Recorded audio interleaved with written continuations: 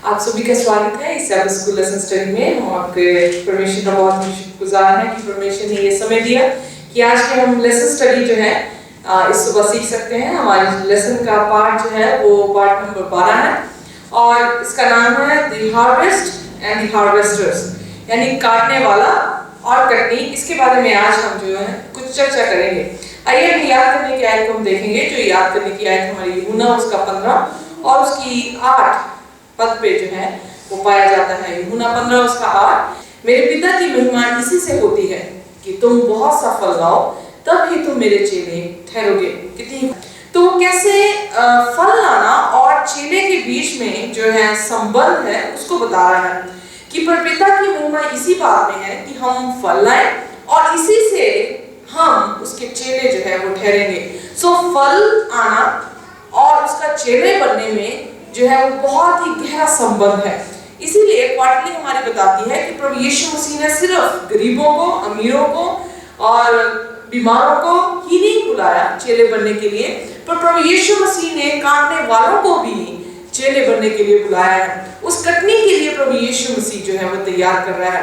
कटनी में हम देखते हैं कि फल जो है वो पकता है और जब फल पकता है तो काटने वाला उसको काटता है। जब उसे काटता है तो इससे यीशु मसीह कह रहा है कि जब फल पक जाएगा या फल लगेगा, इससे पता लगेगा कि तुम मेरे चेले हो। क्या यीशु मसीह ने फलों को काटा या यीशु मसीह ने फलों को पकाया? जब यीशु मसीह इस जमीन पर थे तो हम देखते हैं यीशु मसीह ने बहुत सारे दृष्टांत किसानों पर जो है वो दिए, खेतों पर जो है वो दिए। अगर हम देखें बाइबल की पहली पुस्तक उत्पत्ति में, जब प्रभु यीशु मसीह ये परमेश्वर ने इस सृष्टि की रचना की तो क्या बनाया? एक बागीयन, एक वाटिका बनाई, एक किसान का रूप वहां पर जो है वो नजर आता है। अगर हम प्रकाशित वाक्य उसके 19 अध्याय में जाएं तो यीशु मसीह के बारे में बताया गया कि यीशु मसीह सफेद घोड़े पर सवार है और उसके हाथ में जो है वो सिकल है। सो वो सिकल जो है वो ये दर्शाती है कि कटनी का समय है और काटने वाला जो है वो आता है। सो यीशु मसीह भी अपने आप को काटने वाला जो है वो दिखाता है। यह कटनी में आने का स्वरूप ये है कि यीशु मसीह जैसा है वैसे ही अपने चेलों को उसी कार्य के लिए जो है वो बुलाहट देता है। सो यीशु मसीह हमें काटने वाला और हमें कटनी के लिए जो है वो बुलावा दे रहा है। इसीलिए काटना और कटनी और फलों का पक जाना जो है वो उनके चेलों में एक ऐसा चरित्र होगा कि वो सिर्फ ऐसा ही नहीं कि अपने जीवन में फल लेकर आएंगे और उसके स्वरूप में ढल जाएंगे, बल्कि बहुत सारे लोगों के बीच में भी फल लाने का और काटने का जो है वो वसीला बनेंगे। संडे लेसन बताता है बेगर्स ब्रेड। इंग्लिश में लिखा है भिखारी का खाना, यानी जो भिखारी है उसका खाने के बारे में जिक्र है। इवेंजलिज्म अगर हम देखा जाए तो इवेंजलिज्म का अर्थ ही ये है कि एक भूखा दूसरे भूखे को जाके बताता है कि रोटी कहाँ है। अगर हम ध्यान दें यीशु मसीह जो है यीशु मसीह के वचन में अगर हम ध्यान दें तो दूसरा राजा और उसका 6 और 7 अध्याय में अगर हम देखें, एक ही ऐसी कहानी है जिसमें पूरे सामरी में जो है वो अकाल पड़ गया। और जब वो बाइबल बताती है कि सामरी में एक ऐसा अकाल पड़ा जिस अकाल से जो सामरी लोग थे वो बहुत पीड़ित थे और वहाँ पे जिक्र आता है गधे की खोपड़ी का खाना और बच्चों को मार के खाना, यानी वो अकाल जो है वो बहुत ही भयानक था। फिर बाइबल बताती है कि 4 ऐसे कोढ़ी थे जो सामरी के बाहर थे, वो भी भूखे मर रहे थे क्योंकि असीरियों ने घेरा डाला था और ना जाने कितना समय हो चुका था कि उन्होंने घेरा डाल रखा था और वो इस कदर उन्होंने घेरा डाला था कि ना ही कोई अंदर जा सके सामान लेकर और ना ही कोई बाहर सामान लेने के लिए आ सके। सो ताकि वो भूखे मर जाए या फिर वो अपना जो है पूर्ण तौर से समर्पण कर सके। तो बाइबल बताती है इन 4 कोढ़ियों ने सोचा क्यों ना हम, क्योंकि अगर हम अंदर जाते हैं तो हमें भूख से मरना पड़ेगा, क्यों ना हम असीरियों के पास, अरमेनियों के पास जाएं और उनसे विनती करें अगर वो हमें कुछ खाने को दें और हम थोड़ी देर जीवित रहें। वेल वो ये सोच रहे थे अगर ना भी गए तभी मरेंगे, अगर उनके पास पहुंचकर विनती भी कर लें, अगर उन्होंने ना हमें खाना दिया तब भी हम मरने ही वाले हैं। सो अल्टीमेटली वो ये सोच रहे थे कि क्यों ना हम जाकर समर्पण कर दें उनके सामने, उनसे विनती करें कि उन पर वो दया करें। सो बाइबल बताती है कि जैसे वो तंबू में गए उन्होंने देखा तंबू सारे खाली थे, कोई भी इंसान वहां पर नहीं था, कोई भी फौजी वहां पर नहीं था, बल्कि उनका पैसा, उनका दौलत, उनका सोना चांदी और बेशकीमत जो उनके कपड़े थे और खाने का भी सारा सामान और पीने का भी सामान ऐसे ही जो है वो पड़ा था, क्योंकि बाइबल बताती है कि परमेश्वर ने एक ऐसी वाइब्रेशन, ऐसे घुड़सवारों की आवाजों को वहां उनके कानों तक पहुंचाया। उन्होंने सोचा शायद सामरी लोगों ने हित्ताई और मिस्रियों को लेकर जो है अपनी फौज इकट्ठी करके हम पर हमला कर दिया। और जैसे ही उन्होंने इन आवाजों को सुना, इन वाइब्रेशंस को उन्होंने फील किया, वो भाग निकले। वो इतनी बुरी तरह से भाग निकले कि अपने जानवर भी, अपने कपड़ा भी, अपना सोना चांदी, खाना पीना सब छोड़कर वो यरदन नदी तक जब वो भागे तो बीच दौरान जगह पर उनके कपड़े जो है वो उन्हें पड़े नजर आए। सो भिखारियों ने देखा, उन्होंने फटाफट खाना खाया और पानी पिया और कुछ खाना लेकर अपनी जगह पर जाके दबा दिया। फिर उन्होंने देखा कोई हलचल नहीं और वो फिर जाके उन्होंने कुछ और सामान लिया और वो भी जो है दबा दिया। सो कुछ उनमें से कुछ ने कहा कि ऐसा अच्छा नहीं कि अगर हम अकेले ही खाएं तो डन जो है हम लेंगे। सो आओ हम जाकर सामरी में ये सुसमाचार सुनाएं। सो इन भिखारियों को जब खाना मिला तो इन्होंने सामरी के दरवाजे पे खड़े हुए फौजियों को बताया कि अर्मेनिया का कोई भी जवान वहां पर नहीं, बल्कि बहुत ही सारा भोजन वहां पर है। और बाइबल बताती है कि सारी की सारी सामरी के दरवाजे जो खुल गए, सारे के सारे लोग उसमें से बाहर निकले। उन्होंने खाना दिया और खाना इतना सस्ता वहां पे बिका कि जो 4 किलो आटे का दाम था वो 4 किलो आटे का दाम सिर्फ 400 ग्राम आटे के दाम में जो है वहां पर आटा बिका।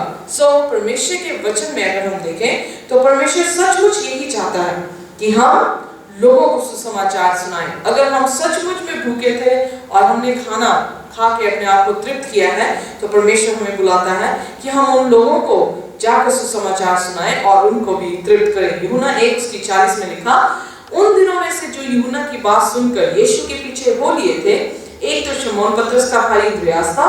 उसने पहले उसके सगे भाई शमौन से मिलकर उससे कहा कि हमको क्रिस्ट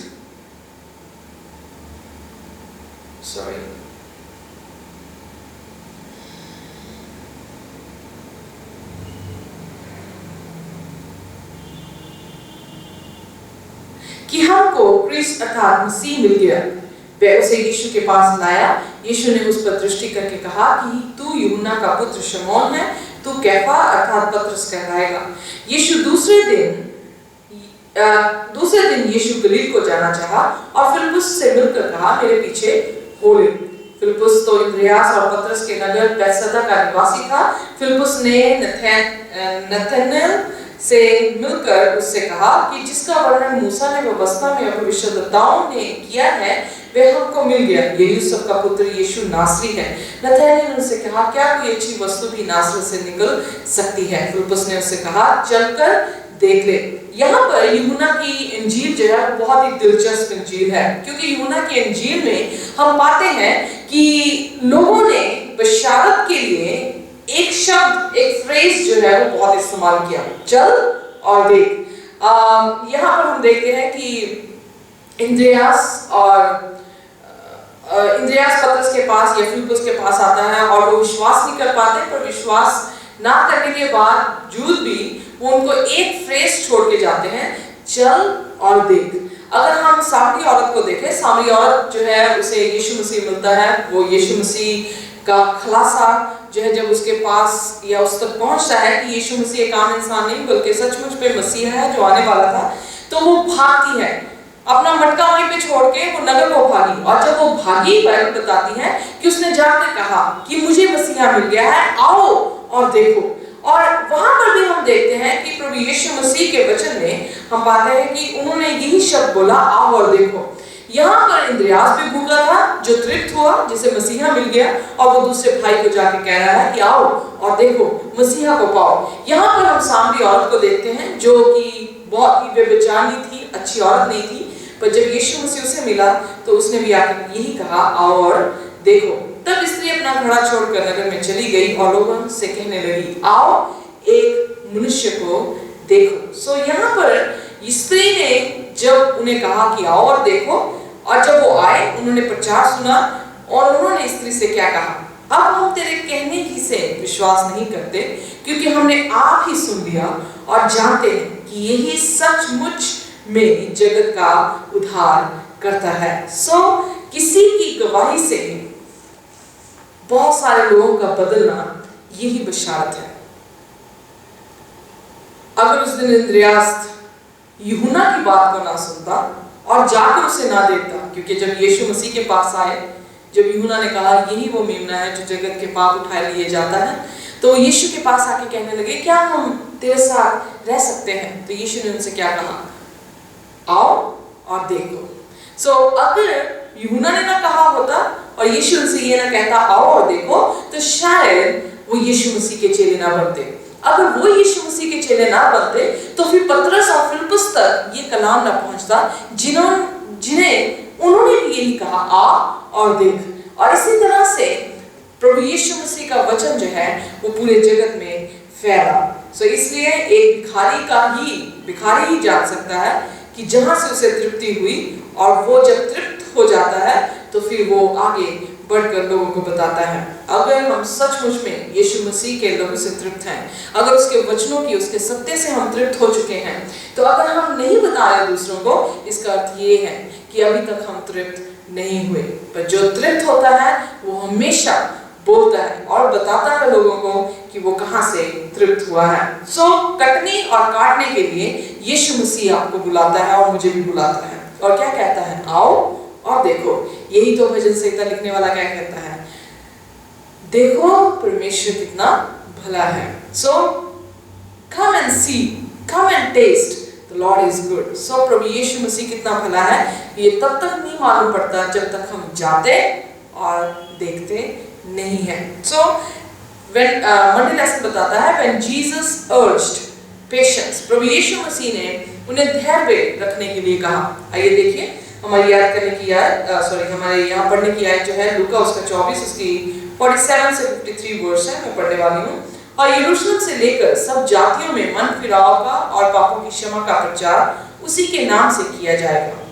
तुम इन सब बातों के गवाह हो, और देखो जिसकी प्रतिज्ञा मेरे पिता ने की है मैं उसको तुम पर उतारूंगा, और जब तक स्वर्ग से सामर्थ ना पाओ तब तक तुम इसी नगर में ठहरे रहो। प्रभु यीशु मसीह इस धरती पर आए, मरे और तीसरे दिन जी उठे।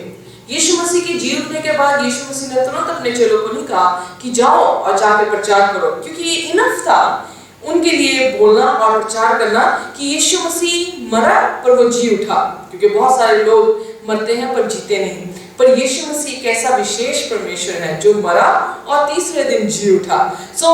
ये बताने के लिए भी प्रभु यीशु मसीह उनसे क्या कह रहा है कि तुम नगर में ठहरे रहना, तुम धैर्य रखना, तुम अभी थमे रहना, अभी तुम प्रचार मत करना जब तक कि पवित्र आत्मा तुम पर नहीं आता। कटनी के लिए पवित्र आत्मा का होना जो है वो बहुत ही जरूरी है। हम देखते हैं कटनी के लिए हमें दो तरह की बारिश की जरूरत है, एक पहली बारिश, एक दूसरी बारिश। पहली बारिश है इसलिए होती है ताकि वो दाने को जो जमीन में दबा दिया गया है उसमें से अंकुर जो है वो फूटता है, और दूसरी बारिश उस फसल को और उसके फलों को पकाने के लिए जो है वो की जाती है। पहली बारिश के लिए प्रभु यीशु मसीह उनसे क्या कह रहा है? धैर्य रखना, नगर में ठहरे रहना। तब वे उन्हें बैठने तक बाहर ले गया और अपने हाथ उठाकर उन्हें आशीष दी, और उन्हें आशीष देते हुए वे उनसे अलग हो गया और स्वर्ग से उठा लिया गया, और वे उसको दंडवत करके बड़े आनंद से यरूशलेम को लौट आए और लगातार मंदिर में उपस्थित होकर परमेश्वर की स्तुति किया करते थे। यहाँ पर हम देखते हैं कि प्रभु यीशु मसीह ने जैसा उनसे कहा उन्होंने वैसा ही किया। अगर हम चाहते हैं कि हम अपने जीवनों में फल लाएं, कलीसियाओं में फल लाएं, और कटनी का समय यानी यीशु मसीह के आने का समय बहुत जल्द हो, तो हमें भी जरूरत है जैसा यीशु हमें कहता है, जैसा उसका वचन हमें सिखाता है, हम वैसा ही करें। यहाँ पर हम देखते हैं पेंटिकॉस्ट का मसा आने से पहले क्या हुआ, आइए देखिए प्रेरितों का पहला उसकी 6वीं आयत। उन्होंने इकट्ठे होकर उससे पूछा कि हे प्रभु, क्या तू इसी समय इजराइल को राज्य फेर देगा? उसने उनसे कहा, उन समयों या अधिकारों को जानना जिनको पिता ने अपने ही अधिकार में रखा है तुम्हारा काम नहीं, परंतु जब पवित्र आत्मा तुम पर आएगा तब तुम सामर्थ पाओगे, यरूशलेम और सारे यहूदिया और सामरिया में और पृथ्वी की शोर तक मेरे गवाह ठहरोगे। यीशु मसीह उन्हें बार बार यही सिखाने की कोशिश कर रहा था। आप बिशारत करना चाह रहे हैं, आप फल को देखना चाह रहे हैं, काटना चाहते हैं, कटनी को देखना चाहते हैं, तो जरूरत है कि जो काम हमें दिया गया है हम उसमें अपना योगदान दें। पवित्र आत्मा आप पे भेजा जाएगा, आप गवाह ठहरेंगे और वो गवाह शोर तक आप लोग ठहरोगे। सो हम देखते हैं यीशु मसीह ने जैसा वचन किया कहा था उसके चेलों ने वैसा ही किया। वो 10 दिन तक ऊपर वाले कमरे में बैठे रहे और वहां पर वो प्रार्थना करते रहे। बाइबल में लिखा वो सिर्फ एक होकर नहीं, एक ही जगह में नहीं, बल्कि उनके मन भी एक हो गए। जहां पर उनके तफरके थे, यीशु मसीह के मरने से पहले हम देखते हैं उनके तफरके थे। जब प्रभु भोज का दिन आया कोई भी किसी के पांव धोने के लिए नहीं उठा, क्योंकि कोई दास नहीं बनना चाहता था। यीशु मसीह ने खुद वो पटका लिया और चिलम ली और हर एक चेले के जो है वो पांव को धोए।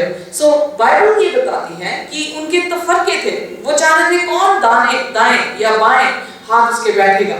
जब ये तफरके थे तो हम देखते हैं यीशु मसीह ने उन्हें 10 दिन ठहरने को कहा।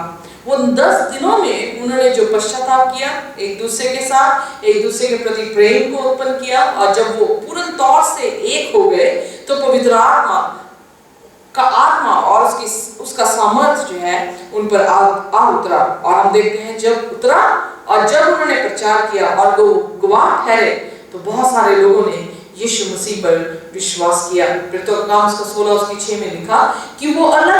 प्रेरितों का काम उसका 16 उसके 6वीं आयत में हम देखते हैं कि पौलुस एशिया में जाना चाह रहा है और उसे बहुत ही ज्यादा जोश है कि वो एशिया में कलीसिया को स्थापित करे। पर यहाँ पर बाइबल बताती है और वह फ्रूगिया और गलातिया देशों में होकर गए और पवित्र आत्मा ने उन्हें एशिया में वचन सुनाने से मना किया और उन्होंने मूसिया के निकट पहुंचकर बैतूनिया में जाना चाहा, परंतु यीशु के आत्मा ने उन्हें जाने ना दिया। यहाँ पर भी हम देखते हैं कि पौलुस जब परमेश्वर के कलाम को लेकर जा रहा है, परमेश्वर का आत्मा उसे कन्विंस नहीं कर रहा कि उस जगह में जाए।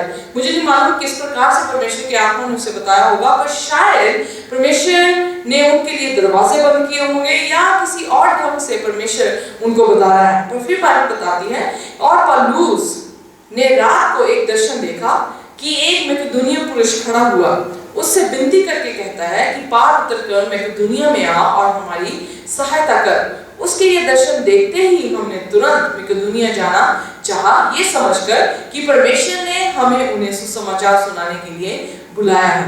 यहाँ पर परमेश्वर उसे पहले जगहों में जाने के लिए रुकावट दे रहा था, पर जहां वो सोच भी नहीं रहा था वहां का उसे परमेश्वर ने दर्शन देकर उसके रूप को जो है वो बदल दिया। कई बार हमारे जहनों में भी जो है सवाल होता है कि ऐसा क्यों, परमेश्वर क्यों हमें इस काम को करने के लिए जो है वो मना कर रहा है। पर परमेश्वर जानता है कि किस जन को किस तरह की बात की जो है वो जरूरत है। कई बार अगर किसान ये कर दे कि जब बारिश होने से पहले उसकी जमीन की खुदाई ना हो और वो बीज ना डाले और बारिश पहले हो जाए तो उसके बाद फसल को बीजना जो है वो व्यर्थ हो जाता है। तो इसी प्रकार से परमेश्वर जानता है कि कौन से इंसान को कौन से बीज की, पानी की, सूरज की या खाद की जो है वो जरूरत है। इसलिए उसे क्या कहा गया, उसे धैर्य रखने को कहा गया। धीरज रख, अभी नहीं, इसी वक्त नहीं, बल्कि थोड़े बाद जाकर जो है तो समाचार सुनाना। मकेदोनिया के बाद परमेश्वर ने उसे एशिया को रवाना किया।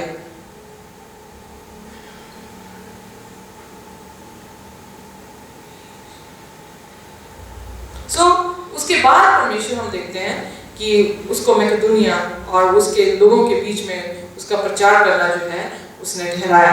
ट्यूसडे लेसन बताता है एक्सरसाइजिंग अथॉरिटी। जब परमेश्वर आपको बशारत के लिए आपकी भूख को तृप्त करता है, आपके संग होकर चलता है, आपको अगुवाई करता है, तो फिर परमेश्वर सिर्फ इतना ही नहीं करता, वो अपना अधिकार भी आपको देता है। आइए मैं ऐसा निकालें मत्ती उसका 16 उसके 18 में क्या लिखा है, और मैं भी तुझसे कहता हूँ कि तू पतरस है और मैं इस पत्थर पर अपनी कलीसिया बनाऊंगा और अधोलोक के फाटक उस पर प्रबल ना होंगे। पतरस से बात कहते हुए यीशु मसीह ऐसे कह रहे हैं, मैं तुझे स्वर्ग के राज्य की कुंजियां दूंगा और जो कुछ तू पृथ्वी पर बांधेगा वह स्वर्ग में बांधेगा और जो कुछ तू पृथ्वी पर खोलेगा वह स्वर्ग में खुलेगा। परमेश्वर प्रभु यीशु मसीह पतरस को ये अधिकार दे रहे हैं। अगर कुछ लोग जो है रोमी कलीसिया ये कहती है कि पतरस जो है वो पहला पोप है, क्योंकि परमेश्वर ने उसे कहा कि इस पत्थर पे मैं कलीसिया स्थापित करूंगा। जब हम इसे ओरिजिनल भाषा में देखें तो पतरस को वो छोटा सा पत्थर कह रहा है, पर जिस पत्थर के बारे में वो बात कर रहा है वो पत्थर बहुत ही बड़ा है और उस बड़े पत्थर का को दर्शाने वाला पतरस नहीं, बल्कि उसको वो पत्थर किसको दर्शाता है, वो यीशु मसीह को दर्शाता है। पर पतरस यीशु मसीह का चेले होते हुए यीशु मसीह उसे भी वही अधिकार दे रहा है जो उसको अधिकार दिया। इसलिए मत्ती उसके 19 अध्याय में हम देखते हैं यीशु मसीह चेलों से क्या कह रहा है, सारा अधिकार मुझे दिया गया है पर मैं तुम्हें देता हूँ, जाओ जाकर जगत को मेरा कलाम सुनाओ, पिता पुत्र पवित्र आत्मा के नाम से बपतिस्मा दो, देखो मैं जगत के अंदर तुम्हारे साथ हूँ। और उसे क्या कहता है, कहता जो कुछ तू पृथ्वी पर बांधेगा वो स्वर्ग में बंधेगा, जो कुछ तू खोलेगा वो स्वर्ग में खुलेगा। सो बांधना और खुलना यानी बंद करना और खुलना हम प्रकाशित वाक्य में भी जो है वो देखते हैं। फिलाडेल्फिया की कलीसिया को प्रभु यीशु मसीह क्या कहता है, कहता कि एक दरवाजा है, जो मैं दरवाजा खोल दूं वो कोई बंद नहीं कर सकता, जिसे मैं बंद कर दूं उसे कोई खोल नहीं सकता।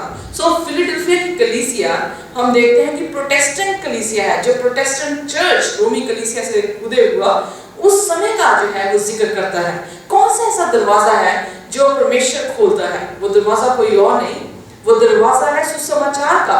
सो यीशु मसीह कलीसिया को, यीशु मसीह अपने चेलों को अधिकार देता है कि जिन दरवाजे को, सुसमाचार के दरवाजे को तुम खोल दोगे वो खुल जाएगा, जिसे बंद कर दोगे उसे बंद कर दिया जाएगा। सो हम देखते हैं यीशु मसीह का ये करैक्टर है कि वो जिसे खोल दे वो खुल जाता है, जिसे बंद कर दे वो बंद हो जाता है, उसे कोई खोल नहीं सकता। सो यीशु मसीह अपने बारे में उस पत्थर, बड़े पत्थर के बारे में बात कर रहा है जिस पर कलीसिया स्थापित होगी, और उस कलीसिया के ऊपर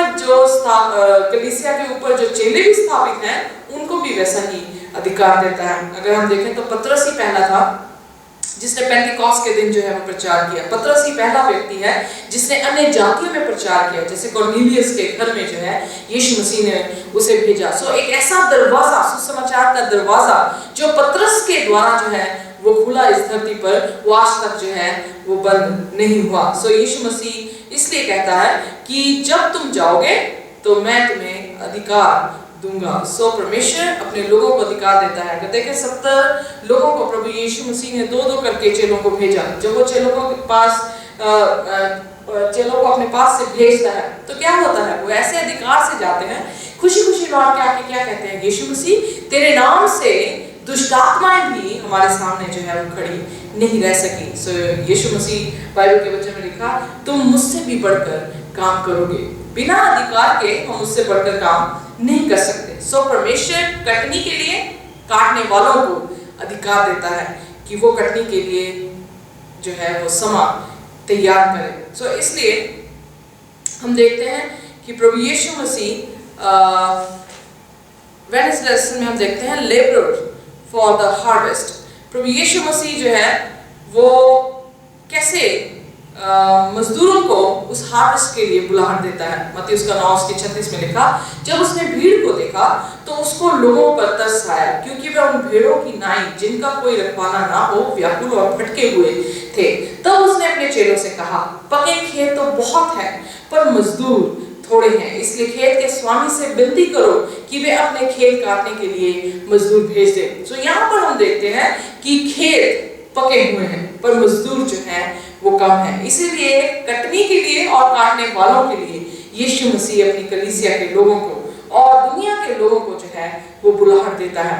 हम देखते हैं एक दृष्टांत यीशु मसीह के वचन में लिखा कि एक किसान है, किसान मॉर्निंग में जाता है, मॉर्निंग में सुबह जाता है, वहां पर मजदूरों को देखता है खड़े हुए हैं उन्हें लेकर आता है और दाम में ठहरा देता है और वो मजदूर उसके खेत में काम करने लगते हैं। फिर थोड़ी देर बाद 2 घंटे बाद फिर वो जाता है, जाकर फिर देखता है कुछ लोग खड़े हुए हैं और कहता है कि तुम यहाँ पर व्यर्थ खाली क्यों खड़े हो, आओ और आकर जो है मेरे खेत में काम करो। वो भी दाम जो है ठहरा देता है। फिर तीसरी बार, फिर चौथी बार, फिर हम देखते हैं कि वो शाम को भी गया, दोपहर को भी गया, शाम को भी गया और बिल्कुल अंतिम घंटों में भी 11th आवर में भी बाइबल बताती है कि वो पहुंचा और उसने खड़े हुए लोगों को देखा और उनको भी जो है वो बुला लिया। ये दृष्टांत जो है वो बड़ा खास है, क्योंकि ये दृष्टांत जो सुबह से लगे हुए लोग हैं वो फकीर फरिश्तियों को दर्शाता है और जो बिल्कुल अंतिम समय के लोग हैं वो अन्य जातियों को दर्शाते हैं।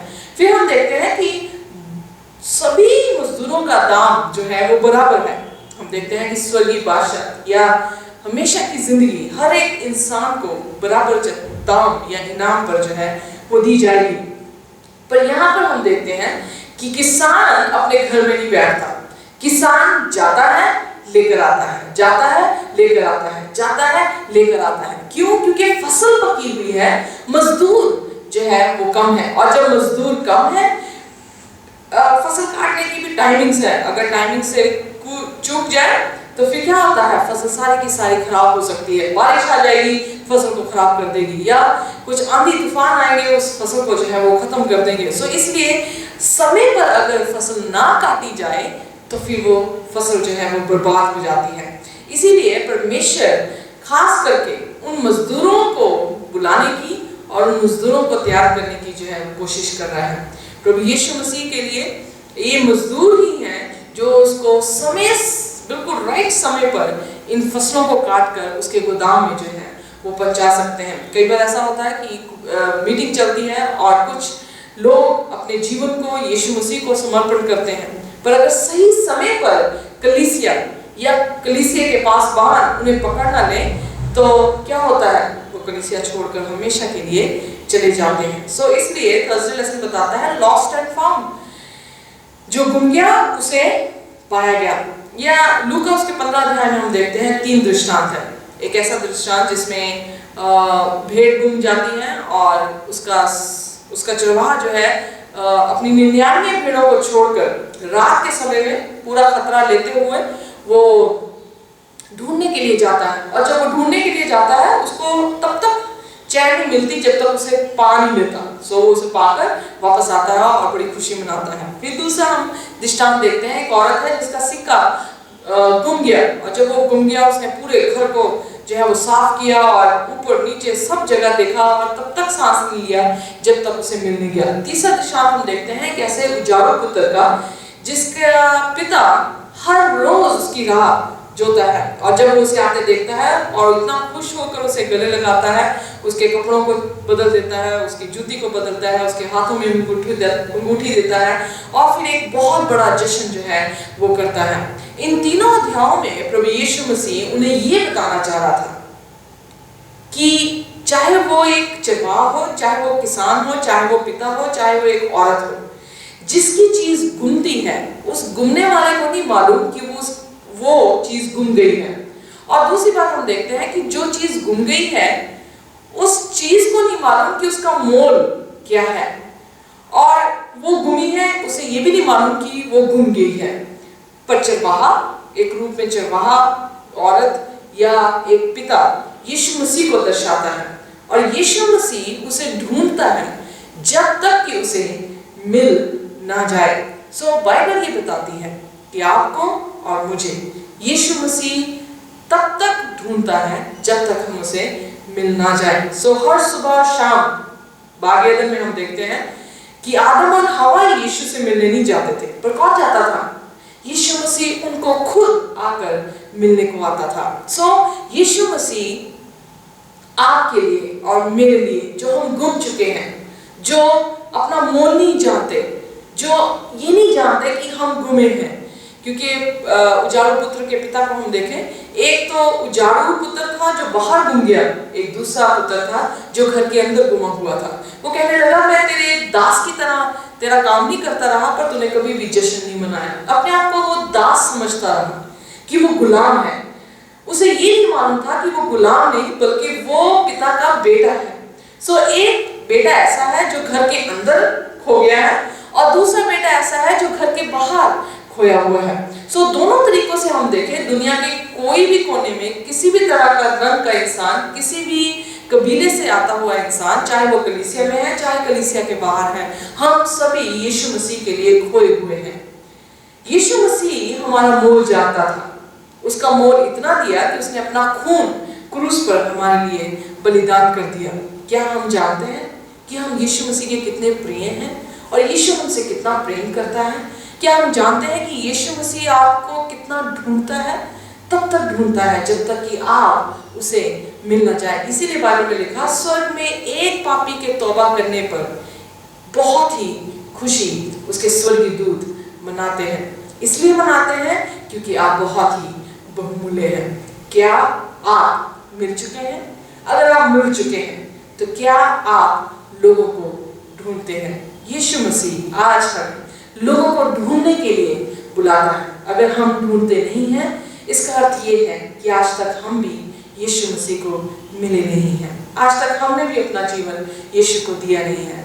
जरूरत है कि हम यीशु को जीवन दें ताकि हमारे जीवन के साथ बहुत सारे लोग यीशु के साथ जुड़ सके। इसीलिए यूहन्ना 15 में यीशु मसीह ने कहा, जो मुझ में लगा रहता है वो फल लाता है, और जो फल लाता है इसी से मालूम पड़ता है कि ये मेरे चेले हैं। आइए सिर्फ हम ही यीशु के साथ ना लग जाएं कि फल लाएं, बल्कि हम औरों को भी यीशु के साथ लगा दें ताकि वो भी फल लाएं, और इतना फल हो कि कटनी के दिन जब यीशु खुद आकर काटे तो लाखों लाख लोग उसके साथ स्वर्ग की बादशाह में जा सके।